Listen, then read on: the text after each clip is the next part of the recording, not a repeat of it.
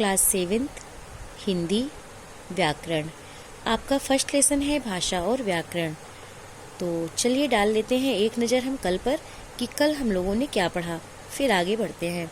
तो कल हम लोगों ने पढ़ा भाषा, जिस साधन के द्वारा मनुष्य अपने मन के विचार दूसरों के सामने स्पष्ट रूप से प्रकट कर सकता है और दूसरों के विचारों को स्पष्ट रूप से समझ सकता है, उसे भाषा कहते हैं। विचारों के आदान प्रदान का स्पष्ट और निश्चित साधन अथवा माध्यम भाषा ही है।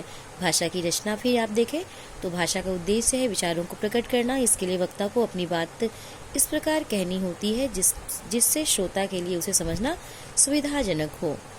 वाक्य किसे कहते हैं ये भी आप देखें कि पूरी बात को सही ढंग से प्रकट करने वाला कथन वाक्य कहलाता है। वाक्य बनता कैसे है तो सार्थक शब्दों के मेल से वाक्य बनता है।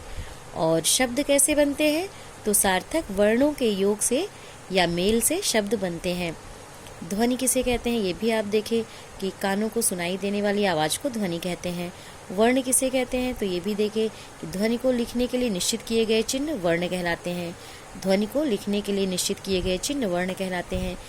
वर्णों को जिस विधि से लिखा जाता है उसे लिपि कहते हैं। प्रत्येक भाषा की अपनी लिपि होती है। हिंदी भाषा की लिपि क्या है? हिंदी भाषा की लिपि देवनागरी है। और आप ये भी देखें कि वाक्य लिखा कैसे जाता है या बोला कैसे जाता है। तो आप देखें कि पहले वाक्य में हम क्या करते हैं, पहले हम वाक्य में कर्ता लाते हैं, फिर कर्म लाते हैं और फिर इसके बाद क्रिया लाते हैं।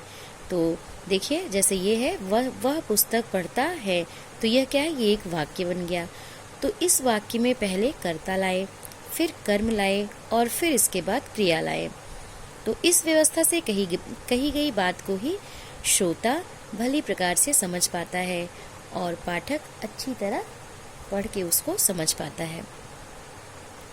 तो देखिए, और आप ये भी इसमें देखें और बनाए भी कि किस तरह से हम व्यंजन वर्णों को और स्वर वर्णों को अलग अलग करते हैं, ये भी आप देखें। फिर चलिए आगे चलते हैं। हम भाषा परिवर्तनशील है। संसार के सभी पदार्थों के समान भाषा भी बदल रही है, किंतु उसका यह परिवर्तन काफी समय बाद ही स्पष्ट दिखता है। सभी भाषाओं का अपना एक नाम होता है और सभी भाषाओं की अपनी एक लिपि होती है। हमारी भाषा का नाम हिंदी है और उसकी लिपि का नाम देवनागरी है। देखिए अब है आपका भाषा का प्रयोग।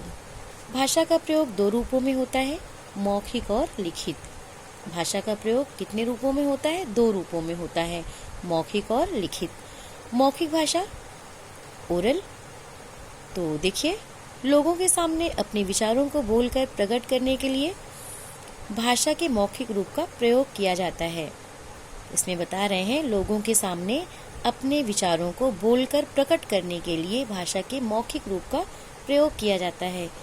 प्रयोग के इस रूप में कहने वाले को वक्ता कहते हैं और सुनने वाले को श्रोता। इसमें वक्ता और श्रोता एक दूसरे के सामने रहते हैं। तो कहने का मतलब है मौखिक में होता क्या है, मौखिक में एक बोलने वाला होता है और एक सुनने वाला होता है। तो ये मौखिक भाषा कहलाती है। तो दूरभाष भी वक्ता और श्रोता को एक दूसरे के सामने लाने जैसी स्थिति उत्पन्न कर देता है। जो दूरभाष होता है मतलब फोन से भी ये जो वक्ता और श्रोता की जो बात होती है ये भी किसमें आएगी, ये भी मौखिक भाषा में ही आएगी। तो इससे इस साधन द्वारा किया गया वार्तालाप भी भाषा का मौखिक रूप कहलाता है। मौखिक भाषा के दो अन्य नाम हैं। मौखिक भाषा के दो अन्य नाम भी हैं। मौखिक भाषा को हम दो और नामों से भी जानते हैं, वाचिक तथा उच्चारित। वाचिक तथा उच्चारित। और अब देखते हैं हम लिखित भाषा को। तो लिखित भाषा क्या है इसको देखते हैं। लिखित रिटन। दूर रहने वाले मनुष्यों तक अपने विचारों को पहुंचाने के लिए भाषा के लिखित रूपों का प्रयोग किया जाता है। विचारों को भविष्य के लिए सुरक्षित रखने के लिए भाषा के लिखित रूप को अपनाया जाता है।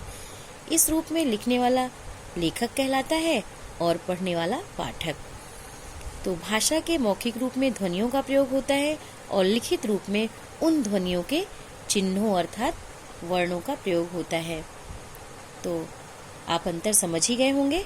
मौखिक भाषा जो ओरल होती है, मौखिक में हम बोलते हैं, एक वक्ता होता है और एक श्रोता होता है और लिखित भाषा में एक लेखक होता है और एक पाठक होता है।